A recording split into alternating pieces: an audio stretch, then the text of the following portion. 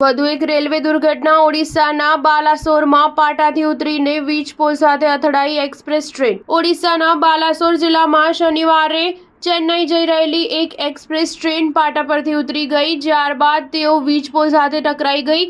દક્ષિણ પૂર્વ રેલવેના મુખ્ય CPRO ઓમ પ્રકાશ ચરણે જણાવ્યું કે કોઈ જાનહાનિના સમાચાર નથી। મળતી માહિતી અનુસાર તેમણે જણાવ્યું કે દુર્ઘટના બાલાસોરમાં સબીરા રેલવે સ્ટેશનની નજીક બની છે। ન્યૂ જલપાઈગુડી ચેન્નઈ એક્સપ્રેસ કોલકાતાથી આવી રહી હતી। અધિકારીએ જણાવ્યું કે ટ્રેનના એન્જિનમાં કેટલીક સમસ્યા હતી, જેના કારણે આ દુર્ઘટના બની। જો કે આ મામલે તપાસ કરાઈ રહી છે। ઘટનાની માહિતી મળ્યા બાદ સ્થાનિક લોકો ત્યાં એકઠા થઈ ગયા। આ અગાઉ બાલાસોરમાં ટ્રેન પાટા પરથી ઉતરવાની ઘટના બની હતી, જેને 1 વર્ષથી વધુ સમય થઈ ગયો હતો। તે સમયે જિલ્લામાં 3 રેલવે દુર્ઘટનાઓમાં 296 લોકોના મોત થયા હતા અને 1200થી વધુ લોકો ઈજાગ્રસ્ત થયા હતા। ગત કેટલાક વર્ષોમાં ભારતની સૌથી ગમખ્વાર રેલવે દુર્ઘટનાઓમાંથી એક હતી। સ્ટાર ન્યૂઝ 7 હંમેશા સચ્ચાઈની સાથે।